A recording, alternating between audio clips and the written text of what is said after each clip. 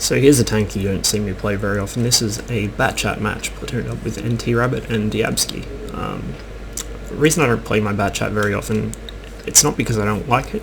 I do. It's a really fun tank to play. And you know, it's just interesting to play as well because it handles that much differently to the other tier 10 mediums. But the main reason I don't actually play my Batchat very often is because it's one of those tanks that just has an absurdly high skill ceiling, to the point where I would say, like, I'm at the sort of bare minimum level of skill you need to effectively play a Batchat. People who are much better at this game than me, you see playing them a lot more often and usually getting better results. With my Batchat, I think I'm sitting currently at about 53% win rate. Now, it's not for lack of damage. I do have kind of low average damage on my bat, but the main reason I think is just because I can't carry in it. I either die too early, like I'll put out a lot of damage but I'll die early, or I just, you know, I won't be able to put up the kind of fight I would in any other tank. It does require a significantly different skill set to the other high tier mediums. I think that's my main problem with it. Autoloaders are quite difficult to play compared to the standard mediums, and so, you know, for somebody like myself who tends to be a little overeager to run out and go fast, shoot fast, it's not really ideal. But from time to time I do actually bring my Batchat out just because it's so much fun to play. I can't leave it to sort of rust in my garage forever.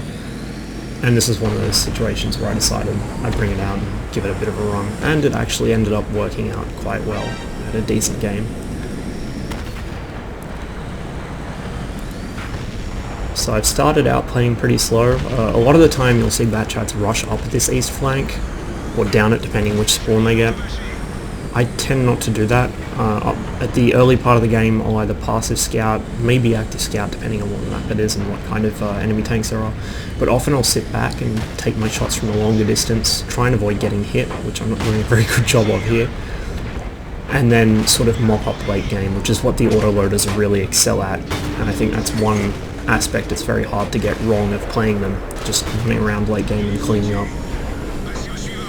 So here I've managed to throw away about just under 800 hit points already, so I was a little fast and loose with my hit points. I really shouldn't have been.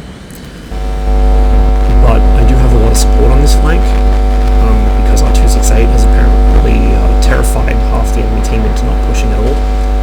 So I've got a lot of friends around me to get the attention of the enemies, absorb their hits, and to clean up when I'm on reload. So this is really the best kind of situation you're going to get in a Batchat. Having this many friends around you, having lots of cover, you know, lots of time to pick your targets and decide who to delete.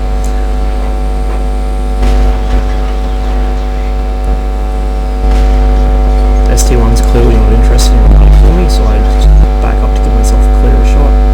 Still have one shot up. I decide to hold it for a moment, try and get a little on the left. I know the 62A is probably going to finish it, but I'm going to just put one in there.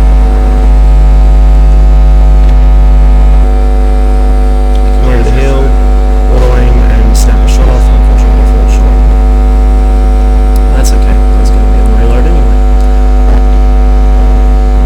So you can see some people, when they're on reload in the Batchat, will stop and hide behind terrain all the time. Quite often, I will either continue moving or I'll move up to a good spot and just wait until 5-10 seconds before I'm loaded, and then run out of it. Just run out of it. Instead of watching, I know I've got about 10 seconds left. Anyway, so I'm just pushing and close in distance, get up on the ridge.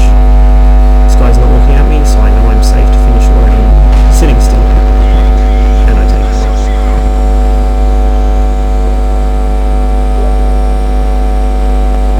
Now with my 4 shells up, I move in.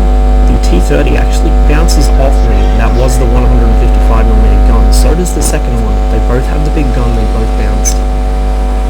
The Batchat doesn't have thick armor, but it does have angles and it does have speed, and the two combined to make it really trollish against large tanks like the, or tank destroyers like the T30. I only just get away with that. You can see that T30's second shot actually hit the rack right next to me. So I decided I've had enough luck for this match and pull back behind the sand dune here, or the hill, to reload. T-100's getting ganked by 2 mediums, a heavy tank, and a tank destroyer, so I'm not going to interfere with that. And again, I'm not fully reloaded, but I know I can move out safely and position myself to drop my next clip. There's no point waiting until after you load to position if you can do it beforehand or anything. Decided to go and dunk on the T-71. Unfortunately, I didn't think this through very well. My first shot misses because it was a bad snapshot. And the T-71 actually puts a decent hit into me. I was kind of worried there, but the absolute manages to save me. This T-30 is distracted by the 140, and so I dive on him. Now I know I'm safe, he's just fired, lift a shot, and the absolute cleans him too. We've got an oblivious T-34 here, gets taken out by our 140. And now all that's left is this IS-7 who is locked in one-on-one combat with our 268. So our 268 was able to hold that flank alone just long enough as a jump for the rest of the enemy team to roll over and die. And not with any kind of skill, I should note, he just was scary.